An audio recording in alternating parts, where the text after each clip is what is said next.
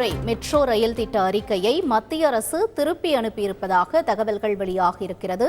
முக்கிய செய்தியாக பார்த்துக் கொண்டிருக்கிறோம். கூடுதல் தகவல்களை செய்தியாளர் தாயுமானவன் வழங்க கேட்கலாம். தாயுமானவன், வணக்கம். இந்த அறிக்கை திருப்பி அனுப்பியதற்கான காரணம் என்னவாக பார்க்கப்படுகிறது? மீண்டும் இந்த அறிக்கையை திருத்தம் மேற்கொள்ள வாய்ப்புகள் இருக்குமா? என்ன நிலவரம்?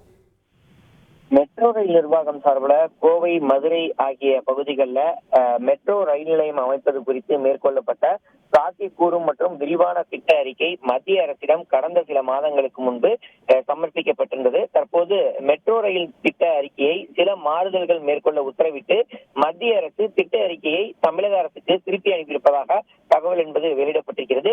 936 பக்கங்கள் கொண்ட மதுரை திட்ட அறிக்கை மற்றும் 655 பக்கங்கள் கொண்ட கோவை திட்ட அறிக்கை என 2 திட்ட அறிக்கையும் தமிழக அரசுக்கு மத்திய அரசு சார்பில் திருப்பி அனுப்பப்பட்டிருக்கிறது. மதுரையில திருமங்கலத்தில் துவங்கி ஒத்தக்கடை வரை 31.93 கிலோமீட்டர் தொலைவிற்கு மெட்ரோ ரயில் நிலையம் அமைக்க முடிவு செய்யப்பட்டு 27 கிலோமீட்டர் வரை உயர்மட்ட பாதையிலும் 23 மெட்ரோ ரயில் நிலையங்களுடனும் அதேபோல் 4.65 கிலோமீட்டர் சுரங்கப்பாதையிலும் 3 மெட்ரோ ரயில் நிலையங்களிடமும் மதுரையில மெட்ரோ ரயில் திட்டம் அமைக்க முடிவு செய்யப்பட்டிருந்தது.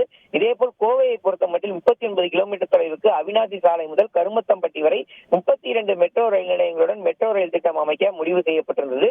மதுரையில 11,320 கோடியிலும் கோவையில 10,740 கோடியிலும் இந்த மெட்ரோ ரயில் திட்டங்களை செயல்படுத்த விரிவான திட்ட அறிக்கையை மாநில அரசு வாயிலாக மத்திய அரசுக்கு மெட்ரோ ரயில் நிர்வாகம் வழங்கியிருந்தது. இந்த திட்டத்துக்கு மாநில அரசு இசைவு தெரிவித்திருக்கக்கூடிய நிலையில மத்திய அரசுடைய ஒப்புதல் கிடைத்தவுடன் இரு நகரங்களிலும் இந்த மெட்ரோ ரயில் திட்டப் பணிகளை படிப்படியாக தொடங்க திட்டமிட்டிருந்த நிலையில் மத்திய அரசின் சார்பில் மெட்ரோ நிர்வாக குழு இத்திட்டத்துடைய அறிக்கையை சில மாறுதல்களை செய்ய கோரி திட்ட அறிக்கையை திரும்பி அனுப்பியிருப்பதாக தகவல் என்பது வெளியிடப்பட்டிருக்கிறது. இந்த 2 மாநகரிலும் மெட்ரோ ரயில் திட்டம் கொண்டு வருவதற்கு ஏற்கனவே ஆசிய உள்கட்டமைப்பு முதலீட்டு வங்கியிடம் தமிழக அரசு கடன் கோரியிருந்தது. பல்வேறு பணிகளுக்கு நிதியுதவி அளித்து வரக்கூடிய இந்த வங்கி மதுரை மற்றும் கோவையில செயல்படுத்தப்படக்கூடிய அந்த மெட்ரோ ரயில் திட்டத்திற்கு நிதியுதவி அளிப்பதற்கு முன்வந்திருக்கிறது.